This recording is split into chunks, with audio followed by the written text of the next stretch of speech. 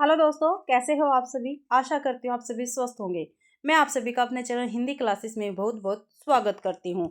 तो आज हम करेंगे भाई एस्टेट पीजीटी का पीजीटी हिंदी 2024 में 2025 में जो अपना पेपर हुआ था, ठीक है, 30 जुलाई को, वो हम करेंगे हिंदी का। मैंने कॉमन पेपर आपको करवा दिया और जिस बच्चे ने देखा तो चैनल पर जाकर देख सकता है, ठीक है। और मैंने स्टेट के लिए काफ़ी सारे क्लासेस प्रोवाइड करवाई है।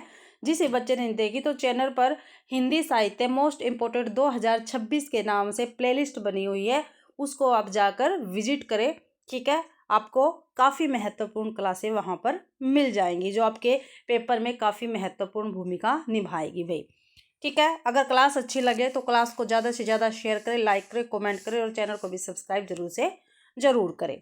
तो 91वां क्वेश्चन है, भक्तिन रेखा चित्र किस संकलन में संकलित है। जो भक्तिन रेखा चित्र है किसका है, महादेव वर्मा का है, ठीक है। भक्तिन की विधा क्या रहेगी, रेखा चित्र यहाँ पे दे रखा है। अतीत के चलचित्र स्मृति की रेखाएं, पथ के साथी या संकलिप्ता। तो भाई स्मृति की रेखाएं भक्तिन रेखा चित्र इसमें संकलित है और ये सभी महादेव वर्मा जी की रचनाएं रहेंगी, एक फोर्थ को छोड़कर। आर्थिक व्यंजना के संबंध में असंगत यानी गलत बताना हमें कौन सा है। तो देखते हैं, इसमें व्यंग्य अर्थजनित होता, बिल्कुल सही है भाई। इसमें श्लिष्ट शब्द की सहायता से व्यंग्य की प्रतीति होती है, श्लिष्ट शब्द। आगे देखते हैं, इसमें वक्रता, काकू, देश, काल आदि 10 प्रकारों के विशिष्ट के कारण व्यंग्यार्थ का बोध होता, बिल्कुल होता है। फोर्थ है, वाच्य, लक्ष्य एवं व्यंग्य के आधार पर इसमें कुल 30 भेद होते हैं, बिल्कुल सही है। तो भाई अपना दूसरा क्या है, गलत रहेगा। और इसमें असंगत पूछा था यानी गलत पूछा, 2 ऑप्शन अपना गलत रहेगा। अगला क्वेश्चन है, जो अपने कुल को नष्ट करता है, वाक्यांश के लिए उपयुक्त शब्द। तो कुलांगार, कुल केतु, कुलधर या कुल धुर्य। तो भाई कुलांगार रहेगा, जो अपने कुल को नष्ट करता है उसको क्या कहेंगे, कुलांगार कहेंगे भाई, ठीक है। कुल केतु किसका कहेंगे, कुल का ध्वज या कुल के प्रतीक को कहेंगे, ये भी आपको ध्यान रखना है। अगला क्वेश्चन है, प्रत्यय की दृष्टि से असंगत विकल्प का चयन कीजिए। प्रत्यय की दृष्टि से यानी असंगत यानी गलत, जो गलत है वो हमें बताना है। तो ल प्रत्यय से वितल, मूल, मातुल, जटिल। नहीं भाई, यही गलत है भाई, ठीक है। कोई मूल शब्द नहीं है, ठीक है। मूल शब्द के पीछे जब प्रत्यय लगता है तो उसके अर्थ में परिवर्तन करता है, तो यहाँ पे मूल शब्द नहीं है, तो ए ऑप्शन अपना गलत रहेगा। और सभी क्या है, सही है भाई। जैसे तर प्रत्यय, महतर, उच्चतर, बेहतर, कोमलतर, ठीक है। तन प्रत्यय, सनातन, पुरातन, अधुनातन, नूतन, ठीक है। ई प्रत्यय, छुरी, गठरी, रस्सी, टोकरी, ये भी सही है। तो इसमें गलत पूछा है, गलत हमारा ए ऑप्शन रहेगा, ले प्रत्यय वाला।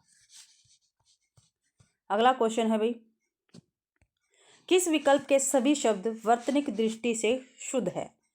ठीक है भाई, कौन सा शब्द ऐसा है, कौन सा विकल्प ऐसा है जिसके सभी शब्द क्या है, शुद्ध है, ये हमें बताना है। 95वां क्वेश्चन है।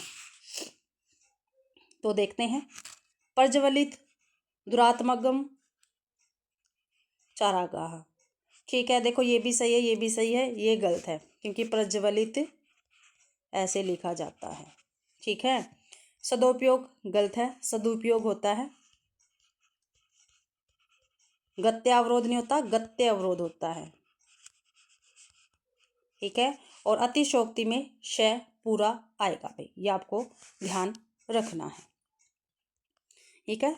2 गलत है, ये शुद्ध बताना है। अंतर्ध्यान, बतर्शना, चमत्कृष, ये बिल्कुल सही है।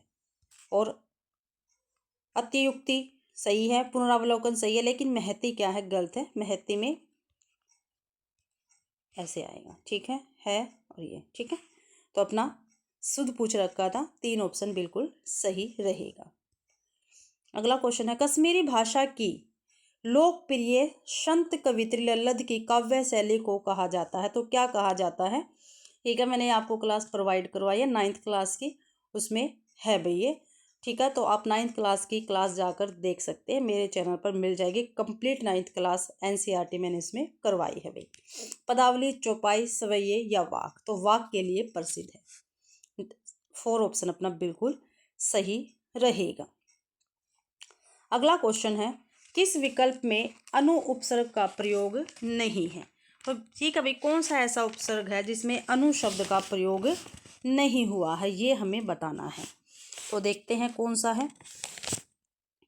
अनुआगत, अनुप्रास, अनुवित ठीक है, अनुपातिक, अनुदित, अनुसांगिक ठीक है, अनुषण, अनुदक, अनुदात, ये क्या है? गलत है। इसमें क्या है? अनुप्रत्यय का प्रयोग नहीं हुआ है, अन का हुआ है भाई। अन प्लस में ऊषण ठीक है, या ऊषण ऐसे ऊषण ठीक है। तो 3 ऑप्शन क्या है हमारा सही रहेगा, क्योंकि ये गलत है और सभी क्या है? सही है। प्रत्यय अनु उपसर्ग की ठीक है, अनु उपसर्ग है उनमें। अगला क्वेश्चन, माता का आंचल कंथांश में बाबूजी अपने बालक को भोलानाथ कहकर क्यों पुकारते हैं? ठीक है, जो माता का आंचल हमारी एनसीईआरटी में लगी हुई रचना है ठीक है, उसमें जो बाबूजी है वो अपने बालक को भोलानाथ कहकर क्यों पुकारते हैं, ये हमें बताना है। तो बच्चे के बाल सुलभ भोलेपन के कारण ठीक है, शिव जी की भक्ति के कारण, शिव जी की तरह उसकी मुख छवि होने के कारण, या लंबी लंबी जटाओं से घिरे ललाट पर भभूति का तिलक रमाने के कारण। तो अपना 4th ऑप्शन बिल्कुल सही रहेगा। ठीक है, लंबी लंबी जटाओं से घिरे ललाट पर भभूति का तिलक रमाने के कारण भाई। ठीक है, अगला क्वेश्चन देखते हैं। 99वां क्वेश्चन है, पाए महावर देन को नाइन बैठी आए, फिरी फिरी जानी महावरी एडी मिड़त जाए। तो उक्त दोहे में कौन सा अलंकार है? ठीक है, तो उक्त दोहे में कौन सा अलंकार भाई? संदेह है, विरोधाभास है, भ्रांतिमान है, श्लेष है। तो भाई इसमें क्या है? भ्रांति हो रही है उसको ठीक है, तो इसमें क्या है? भ्रांतिमान रहेगा अलंकार। और जिस ये बच्चे ने मेरी हिंदी साहित्य की 1 शॉट वाली क्लास नहीं देखी, तो प्लीज़ आप उस क्लास को जाकर देखना, आपका हिंदी साहित्य काफ़ी हद तक उसमें कवर हो जाएगा। मैंने अच्छी प्रकार से करवा रखा है, और वो नेट लेवल का नहीं है भाई। कई बच्चे कह रहे हैं मैडम नेट लेवल का है, नेट लेवल का नहीं है वो पीजीटी लेवल का है। ठीक है, पीजीटी टीजीटी दोनों लेवल का है वो। और पीजीटी भाई इतना स्टेट का पेपर डीपली पूछा जाता है ठीक है, नेट के बराबर का उसका सिलेबस होता है पीजीटी हिंदी का। तो प्लीज़ आप जो नेट की क्लासें मैंने डाल रखी है ठीक है, वो भी ज़रूर से ज़रूर देखो। और एक मैंने प्लेलिस्ट डाल रखी है आप सभी के लिए 2005 से लेकर 2024 तक की काफ़ी महत्वपूर्ण क्वेश्चनों की प्लेलिस्ट है, वो ज़रूर से ज़रूर देखें। और भाई चैप्टर वाइज सीरीज, तो चैप्टर वाइज सीरीज के क्वेश्चन है वो भी आप जरूर से ज़रूर देखें। Chapter wise series chapter wise PYQ के नाम से मैंने प्लेलिस्ट बना रखी है और टेलीग्राम चैनल पर भी शेयर कर रखी है, तो बच्चे उसको ज़रूर से ज़रूर देखें।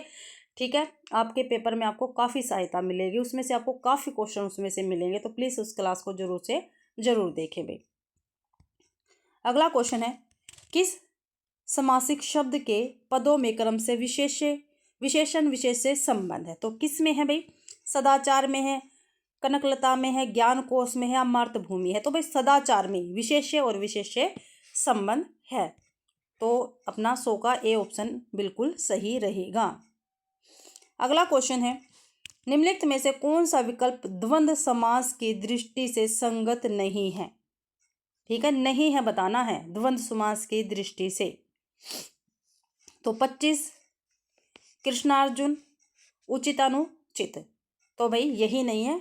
ठीक है, देखो 25 द्विगु समास का उदाहरण है। ठीक है, द्विगु में आएगा। ठीक है, द्विगु में आएगा 25। ये कृष्णार्जुन उचित अनुचित ये द्वंद्व के हैं, तो अपना ए ऑप्शन बिल्कुल सही रहेगा, क्योंकि गलत पूछा था, गलत पहले ही हमें पता चल गया, पहला ही ऑप्शन है, क्योंकि इसमें 25 है। रुद्रप्रिया, सुख दुख, भया भय ये द्वंद्व समास है। थोड़ा बहुत, भीमा अर्जुन, 63 ये भी द्वंद्व समास के उदाहरण है। चराचर, 71, सत्यासत्य ये भी द्वंद्व समास के ही उदाहरण है। पहला ऑप्शन इसमें क्या है अपना गलत है भाई। अगला क्वेश्चन है, इस जल प्रलय में नामक पाठ किस विधा में है? देखो मैं आपको बताती हूँ साथ के साथ ये कौन सी विधा के क्वेश्चन है। ठीक है, जो मैंने आपके लिए एसटेट टीजीटी पीजीटी वालों के लिए काफ़ी महत्वपूर्ण क्वेश्चनों की सीरीज भी डाल रखी है, क्लासें डाल रखी है, तो उनको ज़रूर से ज़रूर देखें। ठीक है, अभी मैंने हाल फिलहाल आपको 250 क्वेश्चनों की भी एक क्लास प्रोवाइड करवाई है, 350 की भी करवाई है, 300 की भी करवाई, तो उनको तो प्लीज़ आप जाके देखें, आपके काफ़ी क्वेश्चन हल होंगे उनमें से। ठीक है, और स्टेट के लिए तो मैंने 500 क्लासों की क्लास प्रोवाइड करवाई है आपको, 500 क्वेश्चन उसके अंदर, एक में तो 1000 क्वेश्चन है, तो आप उनको देखे जाके। ठीक है, तो इस जल प्रलय में, ठीक है, किस विधा से है, तो ये हमें बताना है। तो किस विधा से, कहानी है, संस्मरण है, रिपोर्टाज है, या निबंध है, तो ये भी संस्मरण है। 2 ऑप्शन अपना बिल्कुल सही रहेगा। सिल्वर वेल्डिंग, सिल्वर वेल्डिंग कहानी का एक बीज वाक्य क्या है, तो क्या है इसका बीज वाक्य? Now let me see, I do not might, some house improper, या हेल्दी वेल्दी एंड वॉइस, तो सम हाउस इम्प्रॉपर। ठीक है, ये सिल्वर वेल्डिंग का क्या है, एक बीज वाक्य है भाई। अगला क्वेश्चन देखते हैं, 104वां क्वेश्चन है, अधोलिखित लेखकों को उनके जो सूची 1 में दिए गए हैं उनके द्वारा उचित उक्तियों या काव्य पंक्तियों को जो सूची 2 के साथ सुमेलित कीजिए तथा उसके नीचे दिए गए कूट की सहायता से सही उत्तर देखना है हमें। ठीक है, तो देखते हैं सूची 1 और सूची 2। तो सूची 1 में क्या है, लेखक दे रखे हैं भाई, सूची 1 में क्या है, लेखक दे रखे हैं, सूची 1 में क्या है, लेखक दे रखे हैं, और सूची 2 में उनकी काव्य पंक्तियां दे रखी हैं, वो हमें बताना है। तो रघुवीर सहाय, ठीक है, इनकी पंक्ति कौन सी होगी? कविता एक खिलना है फूलों के बहाने, नहीं भाई ये नहीं होगी। मैं जगजीवन नहीं, तुमने धरती का पद्य पढ़ लिया, नहीं। कुछ होगा अगर मैं बोलूँगा, न टूटे तिलिम सत्ता का, मेरे अंदर एक कायर टूटेगा। तो ये भाई रघुवीर सहाय जी की पंक्तियां हैं, तो ए का 4 रहेगा। शमशेर बहादुर सिंह की पंक्तियां देख लेते हैं, तुमने धरती का पद्य पढ़ा है, उसकी सहजता प्राण है, तो भाई बी का 3 आ जाएगा। ठीक है, 3 है बी का। कुंवर नारायण, जो कुंवर नारायण जी हैं, इनका देख लेते हैं, कविता एक खिलना है फूलों के बहाने, कविता का खिलना भला फूल क्या जाने। ठीक है, ये है इनकी पंक्तियां, काफ़ी महत्वपूर्ण पंक्तियां, एनसीईआरटी की पंक्तियां हैं ये। हरिवंश राय बच्चन जी की पंक्तियां देख लेते हैं, ये है, मैं जगजीवन का भार लिए फिरता हूँ, फिर भी जीवन में प्यार लिए फिरता हूँ। एनसीईआरटी की बुक से पंक्तियां हैं भाई। ठीक है, तो इनकी 2 रहेगी। तो हमारा क्या बना था, 4 3 1 और 2, 4 3 1 2। देख लेते हैं कौन से ऑप्शन में है, 4 3 1 2, 2 ऑप्शन में है, 2 ऑप्शन अपना बिल्कुल सही रहेगा। एनसीईआरटी आप सभी के लिए करनी काफ़ी महत्वपूर्ण है। ठीक है, तो प्लीज़ आप उसको जरूर से जरूर करें। आगे निम्नलिखित में से यण स्वर संधि का उदाहरण है, तो इनमें से यण स्वर संधि का उदाहरण कौन सा है भाई, ये देखते हैं। छात्रावास, ठीक है, छात्र प्लस में आवास, छात्र प्लस में आवास, ये भाई दीर्घ संधि का उदाहरण है, क्योंकि ए और आ का इसमें मेल हो रहा है, ए और आ का, ये दीर्घ संधि का उदाहरण है भाई। स्वाध्याय, ठीक है, ये भी दीर्घ स्वर संधि का उदाहरण है, स्वाध्याय। सव प्लस में अध्याय, ठीक है। मात्राज्ञा, जो मात्राज्ञा है, ये भाई यण संधि का उदाहरण है। ठीक है, मातृ प्लस में आज्ञा, यण संधि का उदाहरण रहेगा भाई, मातृ प्लस में आज्ञा, क्योंकि आप सभी को पता है जो यण संधि है उसका कोई सा भी अगर मान लो री है और इसका मेल किसी भिन्न स्वर से होता है, ठीक है, तो जो ये री है ये रे में बदल जाता है। ठीक है, ये आपको ध्यान रखना है। आगे है शास्त्रास्त्र, इसमें क्या है, शास्त्रास्त्र में क्या है, दीर्घ संधि है, इसमें भी शस्त्र और अस्त्र। ठीक है, आगे देखते हैं। आचार्य वामन के मतानुसार गुण विषयक गलत कथन बताना है। जो आचार्य वामन जी हैं, इनके अनुसार जो गुण विषयक गलत कथन है वो हमें बताना है भाई। देखते हैं, कथन के काव्य के शोभाकारम धर्म को गुण कहते हैं, जो गलत है वो बताना है। बिल्कुल कहते हैं भाई, काव्य के शोभाकार धर्म को गुण कहते हैं, बिल्कुल कहते हैं। आगे देखते हैं, गुण रस का नहीं अपितु शब्दार्थ का धर्म होता, ये भी बिल्कुल सही है। गुण रस के आश्रित होते हैं, ये गलत है भाई, ये बिल्कुल गलत है। काव्य में गुण की स्वतंत्र और महनीय सत्ता होती है, ये बिल्कुल सही है। तो गलत क्या है, गुण रस के आश्रित होते हैं, ये क्या है, गलत है। और इसमें क्या है, गलत ही पूछा था। ठीक है, तो 106 का 3 क्या है हमारा, गलत रहेगा। नहीं, ठीक क्वेश्चन, ठीक आंसर यही है। 107वां क्वेश्चन है, कौन सा विकल्प असंगत है। तो इसमें से भी कौन सा विकल्प असंगत है वो हमें बताना है। तो देखते हैं, दीर्घ स्वर संधि, विशेषांक, विशेषांक मतलब भाई इसकी संधि क्या होगी, विशेष प्लस में अंक। देख लेते हैं, दीर्घ संधि स्वर संधि का ही उदाहरण है, क्या है, विशेष प्लस में अंक, ए प्लस में ए प्लस में आ। ठीक है भाई, विशेषांक। ठीक है, शताक्ष, शत प्लस में अक्ष, जो गलत है वो बताना है, ये भी ठीक है। मताधिकार, मत प्लस में अधिकार, ये भी बिल्कुल सही है। ठीक है,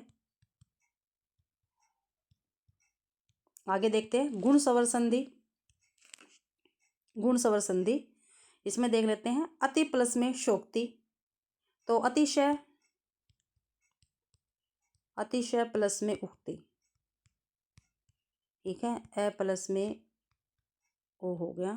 ठीक है, ए प्लस में ऊ हो गया तो क्या बन गया भाई, ओ बन गया। ठीक है, गुण स्वर संधि है, इसमें बिल्कुल सही है ये। ठीक है, जो विजय आकांक्षी है, तो इसमें विजय आकांक्षी में क्या रहेगा, विजय प्लस में आकांक्षी। तो ये तो भाई ऐसे आ का मिलन हो गया तो बड़े आ में चला गया, तो ये दीर्घ स्वर संधि का उदाहरण है। विजयाकांक्षी दीर्घ स्वर संधि का उदाहरण है।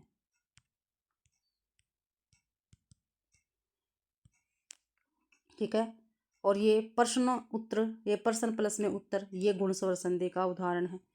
ठीक है, तो भाई देखो भाई, ये जो बी आंसर क्या है इसमें अपना गलत रहेगा, क्योंकि विजयाकांक्षी किसका है, दीर्घ स्वर संधि का उदाहरण रहेगा। और इसमें असंगत पूछा था, असंगत कौन सा है, 2 ऑप्शन अपना असंगत रहेगा। और सभी वृद्धि स्वर संधि के बिल्कुल सही है ये, अयादि का भी बिल्कुल सही है ये। ठीक है, देखो वृद्धि स्वर संधि, हितैषी, हित प्लस में ऐशी, परमेश्वर, परम प्लस में ईश्वर, कुलेशना, कुल प्लस में ऐषणा। ठीक है, अयादि संधि, सावक, सो प्लस में एक, भविष्य, बहु प्लस में ईश्य। ठीक है, और क्या है, सर्वन, श्रो प्लस में अण। ठीक है, ये सभी सही है। ओनली 2 ऑप्शन क्या है इसमें गलत है, और गलत इसमें हमारा पूछा था। आगे देखते हैं, निम्न में से कवित्व के विषय में असंगत विकल्प का चयन कीजिए।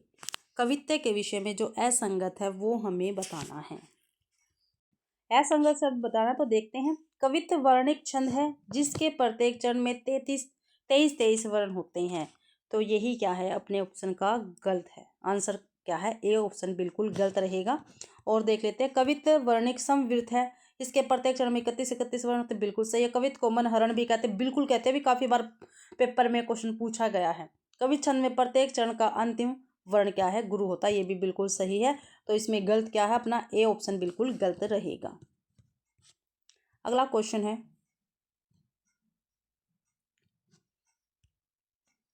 गुण विपर्या 7 मानो दोषा है। काव्य दोष की उक्त परिभाषा प्रस्तुत करने वाले आचार्य कौन है। तो कौन है भाई, दंडी है, भरतमुनि है, वामन है, या आनंद वर्धन है। तो भाई वामन रहेंगे।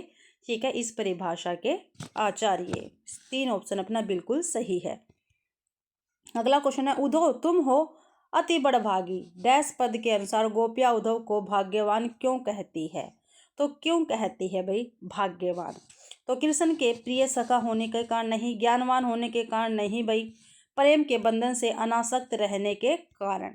ठीक है, गोपिया उद्धव को क्या कहती है, बड़भागी कहते हैं। 3 ऑप्शन बिल्कुल सही है। अगला क्वेश्चन है, जहाँ नदियाँ समुंदर में मिलती है वहाँ मेरा क्या, मैं नहीं जानता लेकिन एक दिन जाना उधर है।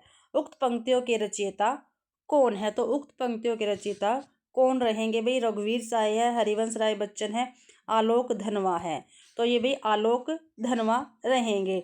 और ये पंक्तियाँ जब हम एनसीईआरटी की बुक पढ़ते हैं, लेखक परिचय करते हैं तो उसके लेखक परिचय के ऊपर ये पंक्तियां दे रखी हैं। तो प्लीज़ आप एनसीईआरटी पढ़ते समय एक एक बात क्या ध्यान रखें भाई, कौन सी पंक्ति कहीं से भी पूछी जा सकती है। ठीक है, ये पंक्तियां लेखक परिचय के ऊपर दे रखी है, वो पंक्तियां हैं, तो प्लीज़ आप उनको जरूर से जरूर याद करें या ध्यान में जरूर से जरूर रखें। अगला क्वेश्चन है, काव्य हेतु के संबंध में संगत कथनों का चयन नीचे दिए गए कूट की सहायता से करना है। ठीक है, तो कूट की सहायता से हम करते हैं भाई। तो देखते हैं, प्रतिभा को काव्य सृजना का प्रमुख हेतु स्वीकार करते हुए भामा ने शास्त्र और काव्य के अध्ययन द्वारा व्युत्पन्न शक्ति को भी काव्य हेतु स्वीकार किया है। ये बिल्कुल सही कथन है भाई, जो सही है वो बताना है, पहला सही है। दूसरा देखते हैं, दंडी प्रतिभा व्युत्पत्ति शास्त्र ज्ञान और अभ्यास को काव्य हेतु मानते, बिल्कुल मानते हैं। तीसरा है, आचार्य आनंद वर्धन ने प्रतिभा और व्युत्पत्ति दो काव्य हेतु स्वीकार किए हैं, ये भी बिल्कुल सही है। अगला देखते हैं, रुद्रट ने प्रतिभा के कार्यत्री एवं भावयत्री दो रूप माने हैं, ये क्या है, गलत है भाई। तो हमारा पहला, दूसरा और तीसरा सही है, पहला, दूसरा और तीसरा दूसरे ऑप्शन में है, दूसरा ऑप्शन अपना बिल्कुल सही रहेगा। अगला क्वेश्चन है, लता जी की गायकी के संबंध में कुमार गंधर्व द्वारा व्यक्त उनके विचारों के विपरीत कथन है भाई। देखो इसमें एनसीईआरटी के काफ़ी सारे क्वेश्चन पूछे गए हैं। ठीक है, तो ये आपको ध्यान रखना है। ठीक है, कई बच्चे पूछते हैं ना मैडम कौन से हिंदी साहित्य के जो काफ़ी महत्वपूर्ण है वो बता दो हमें, कौन से चैप्टर में से काफ़ी सारे क्वेश्चन आएंगे। तो देखो भाई, मैं तो ऐसा कुछ बता नहीं सकती। ठीक है, ये पेपर वाले पे डिपेंड करता है भाई, आपको कहाँ से कितने क्वेश्चनों की वेटेज वो दे सकता है। ठीक है, एनसीईआरटी में से इसमें से काफ़ी क्वेश्चन पूछे गए हैं। ठीक है, तो किसी से भी दे सकता है, तो आप ये मत सोचो भाई हिंदी साहित्य की अच्छी तरह से पूछ ले, हिंदी साहित्य में से आ जाएंगे। ठीक है, चारों में से बराबर क्वेश्चन आए हुए हैं। ठीक है, काव्य शास्त्र में से भी आए हुए हैं, एनसीईआरटी में से भी, व्याकरण में से भी, और हमारी भाई हिंदी साहित्य में से भी आए हुए हैं क्वेश्चन। तो देखते हैं, क्वेश्चन देख लेते हैं भाई। ये लता जी की गायकी के संबंध में कुमार गंधर्व द्वारा व्यक्त उनके विचारों के विपरीत कथन कौन से हैं। तो कौन से कथन है विपरीत। ठीक है, मुग्ध श्रृंगार की अभिव्यक्ति करने वाले गाने लता के लिए बड़ी उत्कृष्टता से गाए हैं, बिल्कुल सही है। लता के गाने में करुण रस विशेष प्रभावशाली रीति से व्यक्त होता है, ये गलत है भाई, बिल्कुल नहीं होता। एक लता का गाना समानतः ऊंची पट्टी में रहता, बिल्कुल सही रहता है। शास्त्रीय संगीत की उत्तम जानकारी लता के पास निसंशय है भाई, ये बिल्कुल सही है। दो इसमें क्या है, सही रहेगा, यानी ये विपरीत कथन है। ठीक है, लता के संबंध में क्या है, ये विपरीत कथन है, दो बिल्कुल सही है। अगला क्वेश्चन है, क्रिया के संबंध में कौन सा युग्म असंगत है। क्रिया के संबंध में बताना है भाई। ठीक है, 114वां क्वेश्चन है, भिखारी चिल्ला रही है, अकर्मक क्रिया, बिल्कुल सही है। वह विद्यालय से आकर खाना खाएगा, ये पूर्वकालिक क्रिया, बिल्कुल सही है, विद्यालय से आएगा फिर खाना खाएगा। ठीक है, बगीचे में मोर नाच रहा है, तो ये सकर्मक क्रिया नहीं है, इसमें कोई कर्म नहीं हुआ है। घूमना स्वास्थ्य के लिए हितकर है, ये क्रियार्थक है, बिल्कुल सही है। तो इसमें गलत पूछा था, गलत हमारा भाई 3 ऑप्शन रहेगा। ठीक है, 3 ऑप्शन क्या है, गलत है। अगला क्वेश्चन है, एक मिनट भाई, 114 के बाद कौन सा करवाया था मैंने, 114 115वां आएगा, रुको एक मिनट, ये रहा इधर। कटक और कंटक समश्रुत भिन्नार्थक शब्द युग्म का सुसंगत अर्थ कौन सा है। गर्जना और पर्वत नहीं, किनारा और शत्रु नहीं, सेना और कांटा, बिल्कुल सही है। कटक क्या है, सेना, कंटक क्या है, कांटा, 3 ऑप्शन बिल्कुल सही रहेगा अपना। अगला क्वेश्चन है, ये भी देखो एनसीईआरटी से है, बाल गोविंद भगत रेखा चित्र के आधार पर बताइए कि लेखक को बाल गोविंद किस कारण सन्यासी लगते हैं। देखो जो बाल गोविंद भगत है इसकी विधा क्या है, रेखा चित्र। ठीक है, ये ध्यान रखना है। और लेखक ने क्या पूछा भाई, इसके आधार पर बताइए कि जो लेखक को बाल गोविंद भगत जी है ये सन्यासी लगते हैं, क्यों लगते हैं। तो देख लेते हैं क्यों लगते हैं।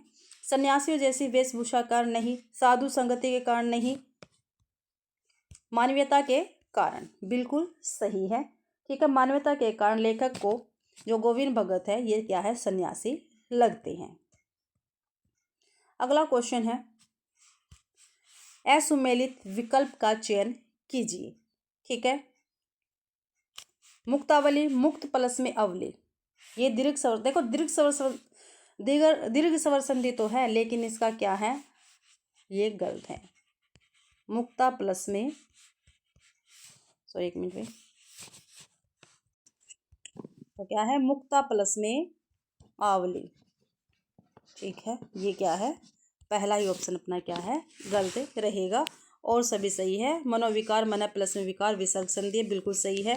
भवनाम, भवत प्लस में नाम। ठीक है, ये व्यंजन संधि है। ठीक है, व्यंजन का स्वर के साथ मेल, व्यंजन संधि।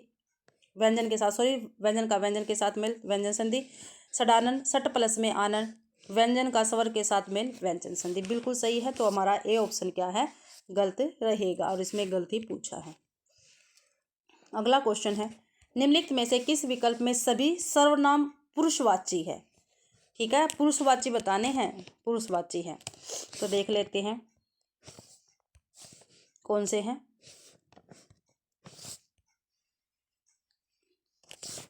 जो, कोई, वह, स्वयं, हम, तुम, ये, वे, मैं, ये बिल्कुल सही है भाई। मैं, उत्तम, तुम, मध्य, वह। ठीक है, ये ऐसे याद करना है। तो दो ऑप्शन अपना बिल्कुल सही रहेगा। 119वां क्वेश्चन है, इधर उर्मिला मुग्ध निरी कहकर हाय धड़ाम गिरी। क्या भाई, इधर उर्मिला मुग्ध निरी कहकर हाय धड़ाम गिरी, उक्त काव्यांश में कौन सा सात्विक अनुभाव है। सात्विक अनुभाव बताना हमें, तो कौन सा सात्विक अनुभाव है भाई, सतम है, परलय है, स्वर भंग है, या कप है। तो इसमें परलय है भाई। ठीक है, परलय सात्विक अनुभाव रहेगा। अगला क्वेश्चन है, रीतिरात्मा काव्यस्य उक्त मत किस आचार्य का है। तो किस आचार्य का ये मत रहेगा, भामा, वामन, रुद्रट। तो वामन का ये उक्त मत रहेगा, रात्मा काव्यस्य। अगला क्वेश्चन है, मीरा के काव्य के संबंध में कौन सा कथन सही नहीं है। ठीक है, मीरा के काव्य के संबंध में कौन सा कथन सही नहीं है, वो हमें बताना है। तो देखते हैं, मीरा की कविता का प्रमुख रस विप्लव श्रृंगार है। ठीक है, कौन सा क्वेश्चन करें, एक मिनट रुको, देखते हैं। 121वें क्वेश्चन पे आ गए हम। मीरा की कविता का प्रमुख रस क्या है, विप्लव श्रृंगार है, ये भी बिल्कुल सही है। गलत बताना ना, हाँ ये रहा गलत भाई। एस्टेट में गलत और सही का ही है सबसे, ये ही हमें ध्यान में रखना कौन सा बताना है। तो ये बिल्कुल सही रहेगा। मीरा के काव्य की भाषा राजस्थानी मिश्रित ब्रज है। मीरा के काव्य में संप्रदाय विशेष की दार्शनिक प्रवृत्तियां परिलक्षित है हुई है। मीरा के पदों में गुजराती भाषा का विशेष पुट है। तो भाई इसमें जो गलत है वो हमें बताना है। तो मीरा के काव्य की भाषा राजस्थानी मिश्रित ब्रज भाषा नहीं है। दो ऑप्शन अपना बिल्कुल सही, यानी गलत है, इसमें गलत पूछ रखा था। सॉरी भाई, सॉरी, ये तो बिल्कुल सही है। एक मिनट, ये तो सही है। मीरा की कविता का प्रमुख रस विप्लव श्रृंगार बिल्कुल सही है। मीरा के काव्य की भाषा राजस्थानी मिश्रित, ये भी सही है, बिल्कुल ठीक है भाई। मीरा के काव्य के संप्रदाय विशेष की दार्शनिक प्रवृत्तियां परिलक्षित हुई है, ये गलत है। 3 गलत है। मीरा के पदों में गुजराती भाषा का विशेष पुट था, ये सही है। तो गलत पूछ रखा था, गलत हमारा 3 रहेगा। आगे देखते हैं, कौन सा था, 121वां, 122वां देखते हैं क्वेश्चन, ये रहा। आचार्य रामचंद्र शुक्ल ने परिमार्जित गद्य खड़ी बोली की प्रथम पुस्तक किसे माना। तो किसे माना भी काफ़ी महत्वपूर्ण क्वेश्चन है। ठीक है, हिंदी साहित्य से हमारा क्वेश्चन है, ये काफ़ी महत्वपूर्ण है। तो प्रेम सागर जो लल्लूलाल जी की, इसको माना है। ठीक है, ये भी देख लो, प्रेम सागर किसके, लल्लूलाल जी की है। ठीक है, इनके लेखक के नाम साथ के साथ दे रखे हैं। भाषा योग वशिष्ठ राम प्रसाद निरंजनी की है। नासिकेत उपाख्यान ये सदल मिश्र जी की रचना रहेगी। रानी केत की कहानी इंशाअल्लाह खां की रहेगी। तो आचार्य रामचंद्र शुक्ल ने परिमार्जित गद्य की खड़ी बोली की पुस्तक किसको माना है, भाषा योग वशिष्ठ को माना है, जो राम प्रसाद निरंजनी जी की पुस्तक है। 2 आंसर अपना बिल्कुल सही है। आगे 123वां क्वेश्चन है, सियाराम शरण गुप्त के संबंध में असंगत कथन बताना है। जो असंगत कथन है हमें वो बताना है भाई। ठीक है, तो उसको हम देखते हैं। मौर्य विजय और उन्मुक्त गुप्त जी के उल्लेखनीय खंड काव्य है। सियाराम शरण जी के ये खंड काव्य है, बिल्कुल सही है। मौर्य विजय और उन्मुक्त। आगे है, मौर्य विजय 3 सर्गों में रचित खंड काव्य है, जिसमें आधुपांत छप्पे छंद का प्रयोग हुआ है, बिल्कुल सही है भाई। आगे है, उन्मुक्त काव्य प्रथम विश्व युद्ध के काल में होने वाले नरसंहार और विनाश को प्रस्तुत करता है। ये क्या है? गलत है। उन्मुक्त काव्य में 5 द्वीपों का वर्णन है, ये सही है भाई। ठीक है, तो इसमें क्या पूछा था देख लेते हैं। मिनट असंगत पूछा था, तो असंगत हमारा 3 रहेगा। जो उन्मुक्त काव्य है ये प्रथम विश्व युद्ध के काल में होने वाले नरसंहार और विनाश को प्रस्तुत करता है, ये क्या है? बिल्कुल गलत है। काफ़ी महत्वपूर्ण क्वेश्चन है, घूम फिर के कहीं न किसी पेपर में देखने को मिल ही जाता है। कबीर को वाणी का डिक्टेटर किसने कहा है? तो किसने कहा? आचार्य रामचंद्र शुक्ल ने, आचार्य हजारी प्रसाद द्विवेदी ने, डॉक्टर नगेंद्र ने, या डॉक्टर विश्वनाथ प्रसाद मिश्र ने? तो वाणी कबीरदास को वाणी का डिक्टेटर हजारी प्रसाद द्विवेदी जी ने कहा है, आचार्य हजारी प्रसाद द्विवेदी ने कहा है। 2 ऑप्शन अपना बिल्कुल सही रहेगा। अगला क्वेश्चन है 125वां क्वेश्चन है। सघन कुंज छाया सुखद शीतल सुरभि समीर, मन है जात अजो वह व जमुना के तीर। यमुना नदी को लक्ष्य करके कही गई उक्ति पंक्तियां किस कवि की है? तो किस कवि की ये पंक्तियां हैं? सुमित्रानंद पंत की है, बिहारी की है, सूर्यकांत त्रिपाठी निराला जी की है, जयशंकर प्रसाद की। तो बिहारी की काफ़ी महत्वपूर्ण पंक्तियां हैं भाई, और बिहारी रीतिकाल के काफ़ी महत्वपूर्ण कवि हैं। 126वां क्वेश्चन देखते हैं। पंक्ति एक में रीतिकालीन कवि हैं, उनके साथ सुमेलित, और सूची 2 को क्या है? इनके साथ सुमेलित करना है कूट की सहायता से। तो देखते हैं सूची 1 और सूची 2। 126वां क्वेश्चन है हमारा, तो देखते हैं भाई 126वां क्वेश्चन है, सूची 1 और सूची 2 देख लेते हैं। भाषा ब्रज भाषा रुचिर कहे सुमति सब कोई, मिले संस्कृत फारिसीहु सो अति प्रगट जू होई। तो ये किसकी पंक्ति है? तो ये भी भिखारी दास की पंक्ति रहेगी। 1 और 2 बिल्कुल सही है हमारा। भाषा ब्रज भाषा रुचिर कहे सुमति सब कोई, मिले संस्कृत फारिसीहु सो अति प्रगट जू होई। तो 1 और 2 हो गया। अब देखते हैं। जो निहारी नेरे है नैनिन त्यो तो खरी निकरे सी निकाय। क्या भी? जो निहारी नेरे है नैनिन त्यो तो खरी निकरे सी निकाय। तो ये किसकी पंक्तियां रहेंगी? तो ये है हमारे भाई मतीराम जी की। किसकी है? ये मतीराम जी की पंक्ति रहेगी। तो बी का 4। ठीक है, आगे देखते हैं। तीसरा है। सुनो के परम पद ऊनो के अनंत मद, नूनो के नदीस नद इंदिरा जुरेपी। ठीक है, ये पंक्ति किसकी है? तो भाई ये पंक्ति भिखारी की नहीं, भिखारीदास हो गए हैं, ये देव की पंक्तियां रहेंगी। ठीक है, तो भाई सी का 1 हो गया, सी का 1 है। अब डी देख लेते हैं। जो यो कंठा भरण को कंठ करे, चित लाए सभा मध्य शोभा लहे, अलंकृत ठहराए। तो ये किसकी पंक्तियां हैं? तो देख लेते हैं। ये है हमारे दूल्हे की। ठीक है, दूल्हे कवि की पंक्तियां हैं। तो भाई क्या बना था? 2 4 1 और 3, 2 4 1 3, 2 4 1 3, 2 4 1 3, 2 ऑप्शन में है। 2 ऑप्शन अपना बिल्कुल सही रहेगा। अगला क्वेश्चन देखते हैं। 127वां है। भाखा बोली न जानही जिनके कुल के दास, उक्त पंक्ति के अनुसार रीतिकाल के कौन से कवि भाखा में रचना के कारण लज्जित और कुंठित थे? भाई दोबारा से देखते हैं, काफी महत्वपूर्ण पंक्तियां ये। भाखा बोली न जानही जिनके कुल के दास, उक्त पंक्ति के अनुसार रीतिकाल के कौन से कवि भाखा में रचना के कारण लज्जित और कुंठित थे? तो कौन से थे भाई? चिंतामणि थे, केशवदास थे, भिखारीदास थे, या देव थे? तो भाई जो केशवदास जी है ये लज्जित और कुंठित थे भाई। तो 2 ऑप्शन अपना बिल्कुल सही रहेगा। अगला क्वेश्चन है, काफ़ी महत्वपूर्ण है, एनसीईआरटी की बुक में से है भैया। समय ही वह रंग है जो अनेक अनेक रंगों विभाजित होता और पठन पाठन प्रक्रिया द्वारा फिर एक हो जाता है। उक्त पंक्तियों के रचयिता कौन है? तो अभी मैंने बताया जो एनसीईआरटी की बुक है, लेसन से पहले जब हम लेखक परिचय करते हैं तो उस लेखक परिचय के ऊपर पंक्तियां दे रखी है, वो पंक्तियां इसमें पूछी गई है भाई। तो प्लीज़ आप उनको जरूर से जरूर याद करें। सत्यजीत राय, शेखर जोशी, मन्नू भंडारिया, कृष्णा सोबती। तो भाई ये कृष्णा सोबती जी की पंक्तियां रहेंगी। समय ही वह रंग है जो। ठीक है, 4 ऑप्शन बिल्कुल सही रहेगा। अगला क्वेश्चन है, भक्ति काव्य में किन कवियों ने अपने पदों की भाषा को तमिल बताया है? जो भक्ति काव्य है इनमें कौन से ऐसे कवि हैं जिन्होंने अपनी भाषा को तमिल बताया है? तो आलवार, सिद्ध, संत या कृष्ण? तो भाई जो आलवार संत है इन्होंने अपनी भाषा को तमिल बताया है। ए ऑप्शन अपना बिल्कुल सही रहेगा। अगला क्वेश्चन है, अपनी सर्वतोमुखी प्रतिभा के बल से एक और तो वे पद्माकर द्विजदेव की परंपरा में दिखाई पड़ते थे, दूसरी ओर बंग देश के माइकल और हेमचंद्र की श्रेणी में। भारतेंदु के संबंध में उक्त कथन किस आलोचक का है? देख लो भाई, जो ये कथन है ये भारतेंदु जी के विषय में है, कभी भी पेपर में आपसे टकरा सकता है ये, ठीक है। भारतेंदु जी के विषय में है कथन। अपनी सर्वतोमुखी प्रतिभा के बल से एक और तो वे पद्माकर द्विजदेव की परंपरा में दिखाई पड़ते थे, दूसरी ओर बंग देश के माइकल और हेमचंद्र की श्रेणी में। तो भाई किसका कथन है ये, कौन से आलोचक जी का कथन है ये हम देखते हैं। काफ़ी महत्वपूर्ण कथन है और ये रामचंद्र शुक्ल जी का ही कथन है, काफ़ी महत्वपूर्ण है। आचार्य रामचंद्र शुक्ल जी हमारे लिए काफ़ी महत्वपूर्ण आलोचक है ये।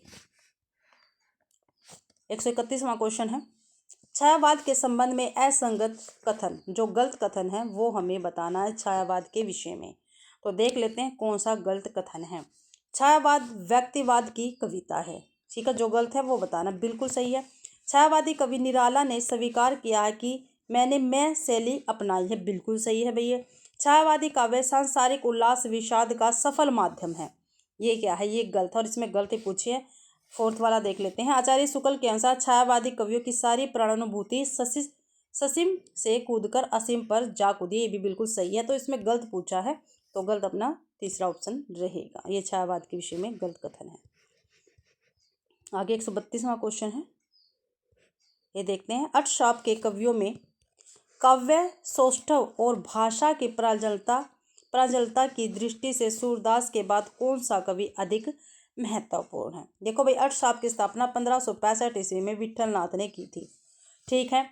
4 अपने शिष्य विट्ठलनाथ ने और 4 अपने पिता के शिष्य वल्लभाचार्य के। तो इन चारों को 4 + 4 8 को लेकर उन्होंने अष्टशाप की स्थापना की थी 1565 में, ठीक है। और इनकी काफ़ी जो यश शाप के कवि हैं इनमें काफ़ी महत्वपूर्ण कवि हुए हैं सूरदास जी। तो इनके बाद पूछा है कौन महत्वपूर्ण थे, तो कौन महत्वपूर्ण थे? तो भाई बिना देखे हम नंददास को कर सकते हैं, काफ़ी महत्वपूर्ण कवि थे नंददास जी। अगला क्वेश्चन है, किस साहित्य धारा के कवियों ने अपनी रचना को अन्याउपदेशिक कहा है? अन्याउपदेशिक कौन से कवियों, भाई कौन से साहित्य धारा के कवियों ने कहा है? तो संत, सूफी, रीतिमुक्त या छायावादी? तो भाई सूफी कवियों ने, ठीक है, सूफी कवियों ने, ठीक है, अपनी रचनाओं को अन्याउपदेशिक कहा है सूफी कवियों ने। 134वां क्वेश्चन है, काफ़ी महत्वपूर्ण क्वेश्चन है भैया, काफ़ी बार पेपर में पूछा गया क्वेश्चन है ये, तो देख लेते हैं। निम्नलिखित रचनाओं का सही अनुक्रम हमें बताना है। प्रिय प्रवास, रसराज, रामचरितमानस या कीर्तिलता? देखो भाई, हम जो ये अनुक्रम वाले क्वेश्चन करते हैं हम ये 2 प्रकार से कर सकते हैं। एक तो हम ये देख सकते हैं जो कीर्तिलता है ये कौन से काल की है, ये आदिकाल की, रामचरितमानस भक्ति काल की, रसराज जो है ये कौन से काल की, रीति काल की, और प्रिय प्रवास आधुनिक काल की है। तो ऐसे भी हम कर सकते हैं, ठीक है। दूसरा तरीका सीधा इनका जो प्रकाशन वर्ष है वो हम लिख देंगे और उसके अकॉर्डिंग हम मिला लेंगे। 2 इसके तरीके होते हैं, कैसे ही आप कर सकते हो। तो प्रिय प्रवास 1913 या कहीं कहीं 1914 भी इसका प्रकाशन वर्ष मिल जाता है प्रिय प्रवास का, ठीक है। और किसके? अयोध्या सिंह उपाध्याय हरिओ जी की काफ़ी महत्वपूर्ण रचना। रसराज मतीराम जी की है, 17वीं शताब्दी इसका प्रकाश, 17वीं शताब्दी इसका प्रकाशन है, 17वीं। रामचरितमानस 16वीं ईस्वी, ठीक है। और 1574 का कहीं कहीं प्रकाशन वर्ष आपको मिल जाएगा। कीर्तिलता विद्यापति जी की है, 14वीं शताब्दी या 405 ईस्वी में, ठीक है। तो देखो, पहले कीर्तिलता, फिर रामचरितमानस, फिर रसराज, फिर प्रिय प्रवास, कैसे भी हम कर सकते हैं, आंसर हमारा बिल्कुल सही रहेगा। तो सबसे पहले कीर्तिलता, ठीक है, कीर्तिलता, रामचरितमानस, रसराज और प्रिय प्रवास। तो अपना 3 ऑप्शन बिल्कुल सही रहेगा, ठीक है, 3 ऑप्शन अपना बिल्कुल सही है। 135वां क्वेश्चन है, तो भाई जो सूरसागर है सूरदास जी के, इसके विषय में असंगत यानी गलत कथन हमें बताना है, ठीक है। सूरसागर के रचनाकार कौन है? सूरदास जी है, इनके विषय में हमें गलत कथन बताना है। तो देखते हैं, गलत कथन इसमें से कौन सा है हमारा? इस ग्रंथ की रचना भागवत की पद्धति पर द्वादशी स्कंदों में हुई है, बिल्कुल सही है। इस ग्रंथ के 9वें स्कंद में सर्वाधिक पद मिलते हैं, ये क्या है? गलत है भाई, ठीक है, गलत है ये। आगे देख लेते हैं। इस ग्रंथ की 2 प्रतियां प्राचीनतम है, एक वेंकटेश्वर प्रेस की और दूसरी नव किशोर प्रेस की, बिल्कुल सही है। यह सूरदास की प्रमाणिक एवं सर्वश्रेष्ठ रचना, ये भी बिल्कुल सही है, मैंने आपको पहले ही बता दिया। तो अपना 2 ऑप्शन गलत रहेगा, और इसमें गलत पूछ रखा था तो 2 ऑप्शन अपना बिल्कुल गलत है, यानी इस क्वेश्चन का सही आंसर रहेगा। 135 तक क्वेश्चन हो गए हमारे। 136वां क्वेश्चन देखते हैं। उपन्यास और उपन्यासकारों को असंगत युग्म चुनिए। जो एक तरफ उपन्यास दे रखे, दूसरी तरफ उपन्यासकार दे रखे हैं, इनका जो गलत युग्म है वो हमें बताना है। तो गलत कौन सा है? मुझे चांद चाहिए, कमलेश्वर। आगे देखते हैं। हमारा शहर उस बरस, गीतांजलि श्री। शेष कादम्बरी, अलका सारावगी। कुरु कुरु स्वाहा, मनोहर श्याम जोशी। तो इसमें गलत हमें बताना है, तो पहला ही ऑप्शन अपना बिल्कुल गलत है, मुझे चांद चाहिए, यही क्या है? गलत है। और ये सभी उपन्यास विधा से है। हमारा शहर उस वर्ष गीतांजलि श्री का है। शेष कादम्बरी अलका सारावगी की है। कुरु कुरु स्वाहा मनोहर श्याम जोशी जी का उपन्यास, और काफ़ी महत्वपूर्ण उपन्यास है। मुझे चांद चाहिए, ठीक है, ये सुरेंद्र वर्मा जी का उपन्यास रहेगा, ठीक है, काफ़ी महत्वपूर्ण है। और आपके लिए क्वेश्चन है, कमलेश्वर जी का काफ़ी महत्वपूर्ण उपन्यास कौन सा है? ये आप मुझे कमेंट में ज़रूर से ज़रूर लिखोगे। कमलेश्वर लिख के फिर उपन्यास लिखना है, ऐसे बताना कमलेश्वर, फिर उनका उपन्यास जो भी है वो लिखना है, ठीक है। अगला क्वेश्चन है, निम्नांकित काव्योक्तियाँ सूची 1 को उनके रचनाकार सूची 2 के साथ हमें सम्मिलित करना है। तो करते हैं भाई, देख लेते हैं। 137वां क्वेश्चन है हमारे पास। तो देखते हैं, सूची 1 को सूची 2 से हमें क्या करना है? मिलान करना है। सूची 1 में पंक्तियां हैं, सूची 2 में क्या है हमारे पास? उनके लेखक हैं या कवि हैं। तो गोरख जगाए जोग भक्ति भगाए लोग, किसकी पंक्तियां हैं? तो तुलसीदास जी की पंक्तियां रहेंगी। एक का दो काफ़ी महत्वपूर्ण पंक्तियां हैं, पर काफ़ी बार पेपर में पूछी गई हैं। दूसरी पंक्ति है, झिलमिल झगड़ा झूलते बाकी रही न काहू, गोरख अटके कालपुर कौन कहावे साहू। तो ये किसकी है? ये भाई है कबीरदास जी की पंक्तियां। तो है भाई बी का 4, कबीरदास की काफ़ी महत्वपूर्ण पंक्तियां है। झिलमिल झगड़ा झूलते बाकी रही न काहू, गोरख अटके कालपुर कौन कहावे साहू। आगे है, सही है, यह मसीत यह देहरा सतगुरु दिया दिखाई, भीतर सेवा बंदगी बाहरी काहे जाए। यह मसीत यह देहरा सतगुरु दिया दिखाई, भीतर सेवा बंदगी बाहरी काहे जाए। तो दयाल जी की काफ़ी महत्वपूर्ण पंक्तियां रहेगी। तो सी का 3, ठीक है। आगे देखते हैं, डी, बोलिए तो तब जब बोलिए की बुद्धि होई, ना तो मुख मौन गही चुप होए रहिए। तो ये किसकी पंक्तियां हैं? तो देखते हैं किनकी पंक्तियां हैं भाई। ये सूरदास जी की पंक्ति रहेगी, सॉरी सुंदरदास जी की पंक्ति रहेगी, सूरदास जी सुंदरदास की। तो अपना 2 4 3 और 1, ठीक है, 2 4 3 1, 2 4 2 4 3 1, 2 4 3 1, अपने 3 ऑप्शन में है, 3 ऑप्शन अपना बिल्कुल सही रहेगा। आगे देखते हैं, 138वां क्वेश्चन है, प्रेमचंद्र की कहानी एवं कहानी कला से संबंधित संगत कथनों का चयन करना नीचे कूट की सहायता से। ठीक है, प्रेमचंद्र जी की कहानी दे रखी है और उनकी कहानी कला से संबंधित कथन दे रखे हैं, वो हमें जो सही है वो बताना है। ठीक है, नमक का दरोगा भाई हमारे एनसीईआरटी में लगा हुआ है, ठीक है, अब जाकर देख सकते हैं। नमक का दरोगा कहानी धर्म के ऊपर धन की जीत की कहानी, बिल्कुल सही है। धन की नहीं है भाई, ये गलत है, धन की नहीं है, धन की नहीं है, गलत है, गलत है, धन की नहीं है, धर्म के ऊपर धन की नहीं है, धन के ऊपर धर्म की जीत की कहानी है ये। प्रेमचंद्र की कहानी नमक का दरोगा का प्रकाशन 1914 में, वो बिल्कुल सही है भाई, 1914 ईस्वी में हुआ है। 2 ऑप्शन बिल्कुल सही है। प्रेमचंद्र ने आदर्शोन्मुख यथार्थवाद से आलोचनात्मक यथार्थवाद की विकास यात्रा की है, बिल्कुल सही है। जब हम लेखक परिचय करते हैं तो उसमें ये दे रखी हैं बातें। प्रेमचंद्र के अनुसार आदर्शवाद हमें निराशावादी बना देता है, मानव चरित्र पर से हमारा विश्वास उठ जाता है, हमको चारों तरफ बुराइयां ही बुराइयां नजर आने लगती है। आगे देखते हैं, ये तो क्या है, गलत है भाई, ऐसा कुछ नहीं कहा था उन्होंने। पांचवा देखते हैं, नमक का दारोगा कहानी आदर्शोन्मुख यथार्थवाद का मुकम्मल उदाहरण है। बिल्कुल सही है। तो कौन कौन सा ठीक था? फिफ्थ ठीक है हमारा, फिफ्थ ठीक है। दूसरा और तीसरा ठीक था। तो 2, 3, 5, 2, 3 और 5 भी कौन से ऑप्शन में है देख लेते हैं।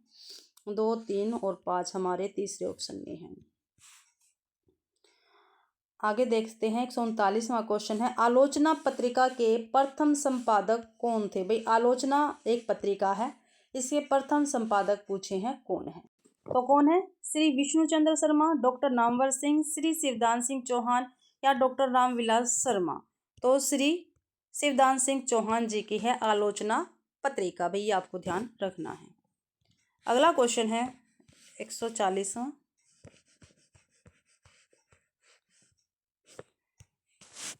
बद्रीनारायण चौधरी प्रेम घन के विषय में असंगत कथन हमें बताना है।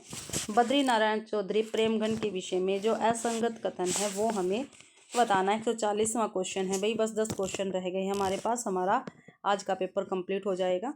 प्रेमघन भी भारतेंदु की तरह कृष्ण भक्त, बिल्कुल सही है। कृष्ण की भक्ति और प्रेम लीलाओं को विषय बनाकर उन्होंने बहुत कम कविताएं लिखी, बिल्कुल सही है। जीर्ण जनपद और अलौकिक लीला उनके प्रबंध काव्य, बिल्कुल सही है। फोर्थ है, हिंदी भाषा की उन्नति पर व्याख्यान पर प्रेमघन की एक लंबी कविता, ये गलत है भाई, ठीक है। फोर्थ ऑप्शन अपना गलत है, बाकी तीनों के तीनों सही है। अगला क्वेश्चन है 141वां, मेरे बचपन के दिन पाठ के अनुसार लेखिका कौन है? भी मेरे बचपन के दिन पाठ की लेखिका महादेवी वर्मा दे रखी है। को उनकी माता जी के ने पहले क्या पढ़ना सिखाया था? ये तो क्या, क्वेश्चन दोबारा से पढ़ते हैं। मेरे बचपन के दिन पाठ के अनुसार लेखिका को उनकी माता जी ने पहल क्या पढ़ना सिखाया था? तो क्या पढ़ना सिखाया था भाई? रामचरितमानस, पंचतंत्र, संस्कृत या अरबी फारसी? तो हमारा 2 ऑप्शन बिल्कुल सही रहेगा, पंचतंत्र पढ़ना सिखाया था। अगला क्वेश्चन है भूषण की राष्ट्र परिस्थितियां जातीय जीवन की पक्षधर और अत्याचार के विरुद्ध सक्रिय थी। उक्त कथन किस आलोचक का था? तो भाई भूषण के विषय में पूछ रखी है। भूषण की जो राज्य परिस्थितियां थी वो जातीय जीवन की पक्षधर और अत्याचार के विरुद्ध सक्रिय थी। तो ये कथन किस आलोचक का है भाई भूषण के विषय में? रामचंद्र शुक्ल जी का है, हजारी प्रसाद द्विवेदी का है, महावीर प्रसाद द्विवेदी का है, बच्चन सिंह का है। तो भाई ये कथन बच्चन सिंह का रहेगा, ठीक है। 4 ऑप्शन बिल्कुल अपना सही है। 143वां क्वेश्चन है, गोस्वामी तुलसीदास जी की भक्ति पद्धति एवं रचना प्रक्रिया के संबंध में संगत बताना है। जो सही है वो हमें बताना है भाई, जो संगत है वो बताना है हमें, जो सही है तुलसीदास जी के विषय में वो बताना है। देखते हैं, रामचरितमानस का पूरा परिवेश देवीय है, मानवीय नहीं, ये गलत है। रामचरितमानस का कथानक बहुसूत्र और बहुलिखित नहीं है, ये भी गलत है भाई, जो सही है वो बताना है, ठीक है। रामचरितमानस उपदेशात्मक उद्देश्य को लेकर लिखी गई है, गलत है। तुलसीदास ने काव्य भाषा के 2 रूप तथा 5 मुख्य काव्य शैलियों को अपनाया है, ये बिल्कुल सही है। 4 ऑप्शन अपना बिल्कुल सही रहेगा। अगला क्वेश्चन है 144वां, क्या हिंदी नाम की कोई भाषा ही नहीं और आर्य समाज का कोप लेखों के लेखक है, ठीक है। आर्य समाज का कोप, ठीक है, लेखों के लेखक कौन है ये बताना। क्या हिंदी नाम की कोई भाषा ही नहीं, ठीक है, और आर्य समाज का कोप, इन दोनों लेखों के लेखक हमें बताना है कौन है। तो महावीर प्रसाद द्विवेदी है, पंडित माधव प्रसाद मिश्र है, बाल मुकुंद गुप्त जी है या बाबू श्याम सुंदर दास है? तो महावीर प्रसाद द्विवेदी जी इन दोनों लेखकों के लेखक रहेंगे। अगला क्वेश्चन है 145वां, असंगत कथन हमें बताना है। कूट में है भाई, कूट में हमें बताना है, ठीक है। कूट दे रखा है, 145वां क्वेश्चन है, ठीक है, और इसका हमें कथन बताना है 145वें का कूट के अनुसार। तो देख लेते हैं, असंगत बता रहे यानी गलत है। जगन्नाथ दास रत्नाकर ने खड़ी बोली के समर्थकों को हठी एवं मूर्ख कहकर पुकारा है, नहीं भाई गलत है, सॉरी सही है, ये असंगत बताना, सही है, ये बिल्कुल सही है। हिंदी गद्य का अधुनातन नमूना गोरख सागर ग्रंथ में मिलता है। ये गलत है भाई, ये गलत है, ये सही है। दूसरा गलत है भाई, ध्यान रखना, दूसरा गलत है। तीसरा है सदल मिश्र द्वारा रचित नासिकेदोपाख्यान का अन्य नाम चंद्रवती भी है। ये सही है। अगला, सर फेडरिक पिनकोट ने खड़ी बोली को टकसाली भाषा कहा है। ये क्या है? गलत है, उन्होंने नहीं कहा इसको। तो आप मुझको कमेंट में बता सकते हैं किसने कहा था खड़ी बोली को टकसाली भाषा। तो 2 और 4 हमारा गलत, और इसमें गलत ही पूछ रखा है। 2 और 4 हमारा 3 ऑप्शन में है, 3 ऑप्शन अपना बिल्कुल सही रहेगा। अगला क्वेश्चन देखते हैं। 146वां क्वेश्चन है भाई, काफ़ी महत्वपूर्ण क्वेश्चन है 146वां।